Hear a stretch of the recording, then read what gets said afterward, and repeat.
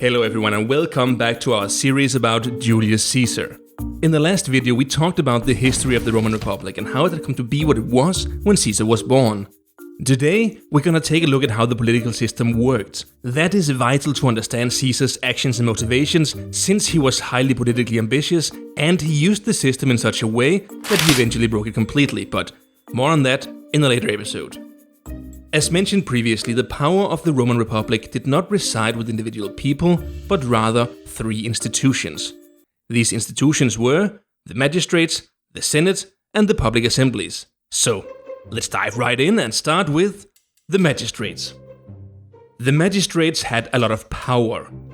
The highest ranked had imperium, which meant that they could lead troops and preside as judges. In the Roman Republic, military decisions and politics were one and the same. The most important tasks were given to the consuls and then to the praetors. Every year, there were 2 positions as consul at the very top and 6 positions as praetors. There were other roles within the magistrates, but for now, these 2 are all we need to know about. After having served a full term, one could only be elected for the same position after a 10-year period. The Senate, however, had the power to extend the term of any position on a yearly basis.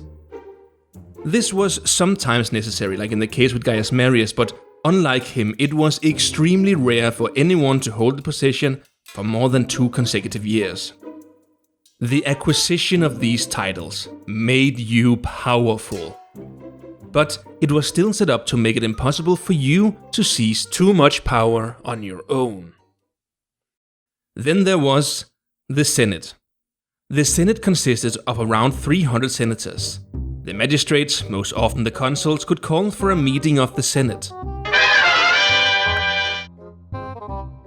The members of the Senate weren't elected but appointed by the consuls and later by the censors, whose job it was, among other things, to maintaining the census, which they did by doing a population tally of the Roman citizens every 5 years.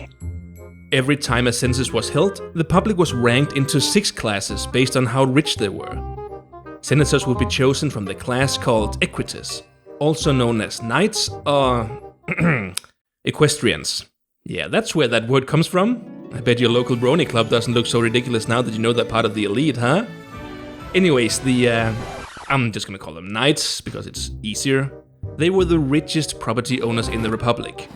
Most knights never pursued a career in politics, but the Senate had a tendency to only recruit from this group, and then only the people in this group with the most auctoritas, meaning the richest and the most powerful people in this class, since these people were the ones who had profited the most from the current system and therefore had the most incentive to keep it, just as is. The Senate was basically a club for the elite of the Roman people. In the Senate, the people with the highest rank always spoke first. The collective prestige of the Senate was the sum total of each individual senator, meaning that when they looked for new members, they only looked to recruit the people with the absolute highest auctoritas. The Senate could not pass new laws, but if their debates resulted in decrees, these were passed on to the public assemblies with the highest recommendations, where the public assemblies then could vote to pass the decree as a law. Which brings us to the public assemblies. The public assemblies chose the magistrates. They were the ones who passed new laws, and they were also the ones to formally declare war or issue peace treaties. All adult men were eligible to vote, and technically all votes were even. Practically, not so much. In the Centuria Assembly or the Comitia Centuriata, the people were sorted according to how much wealth and how many possessions they had. And guess who gets to vote first? That's right, you guessed it, the poor were the last to vote, and it often happened that once all the wealthy people had voted, the decision was made before the rest had a chance to vote as well. All the other assemblies were sorted in basically the same way. The individual person in an assembly were each given 1 vote, but the assembly as a whole only passed along 1 single vote, yay or nay. But since all votes took place in Rome, the poorer part of the population was often grossly misrepresented, since the poor part of the population that did not happen to actually live in Rome often could not afford to travel to Rome to vote. Because of all this, the votes of the rich, therefore, though technically of equal value to the poor's, often weighed much more than the others. To be elected, you simply had to be more popular than your opponents in the eyes of the voters. There weren't political parties to join, it was every man and his ideas for himself. The voters wanted to elect a competent person, since he was the most likely to be able to further the interest of the people. Your past accomplishments were seen as proof of your competence and abilities. But a young candidate who hadn't had the opportunity to prove himself yet also had the option of referring to the accomplishments of his family. Riches and renown enabled groups of relatively few families to dominate the positions of magistrates and especially the consuls. In some cases, it happened that a young man with no family accomplishments would rise through the ranks.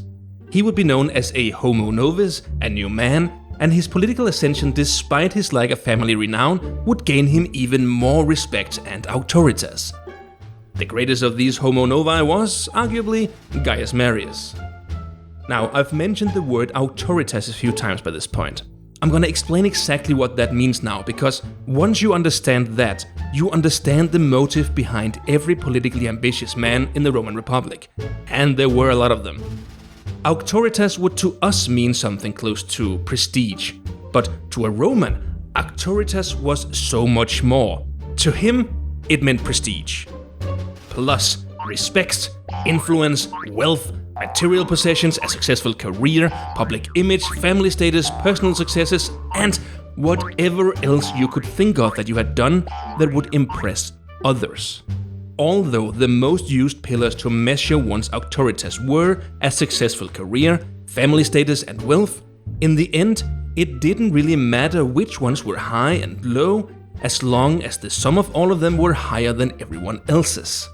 In fact, to lack something in one area could sometimes make you even more impressive and therefore earn you even more respect if you excelled in other areas. For a Roman who wanted to make something of himself, there was nothing as important as raising his auctoritas. It wasn't something quantifiable, but people would know who ranked higher than others. The auctoritas of a man only existed if it was acknowledged by others. If you had done something that you yourself thought was noteworthy or demanded respect, but others didn't see it that way, it wouldn't add to your auctoritas in any way. It's kind of like when I feel proud of myself for managing to get out of bed before 10 AM in the morning. If I wanted to impress a bunch of early risers, mentioning that feat wouldn't exactly help me out in that regard. A person with high auctoritas was able to exploit it exceedingly. In the year 90 BC, Marcus Aemilius Scaurus was accused of provincial extortion and presumably accepting bribes. He was a previous consul, a previous censor, and was the current highest-ranking senator, the Principes Senatus. The accuser, Quintus Varius Severus, was a Spanish-born Roman who was virtually a nobody with no discernible feats behind him. When it was time for Scaurus to defend himself in court, he simply asked, "Who do you believe? Me, the Principes Senatus, or a provincial Spaniard?" And that was it. He was acquitted for no other reason than that he held higher esteem in the eyes of his judges than his accuser did. And that shows the power of raising your auctoritas above that of all others. As consul, you were in direct competition with the feats and auctoritas of all previous consuls. Military conquest and political victory? Good. Military conquest and political victory that was bigger and more glorious than your predecessors? Even gooder! Competition and rivalry were necessary and a big part of life in the public eye. As mentioned in the previous video, the primary fear of the people was to wind up with a king as they had had before the Republic put a stop to the monarchy, and the internal rivalry and competition made sure that if someone tried to seize too much power, everyone else would attempt to seize even more straight away.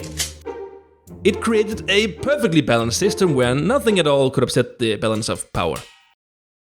So what you're saying is, I'm indestructible. Oh, no. In fact, even a slight breeze could Indestructible. Rome was the center of all politics. This was the only place that the Senate and the courts resided, and the only place where elections took place. In the year 100 BC, Rome was the largest city in the world.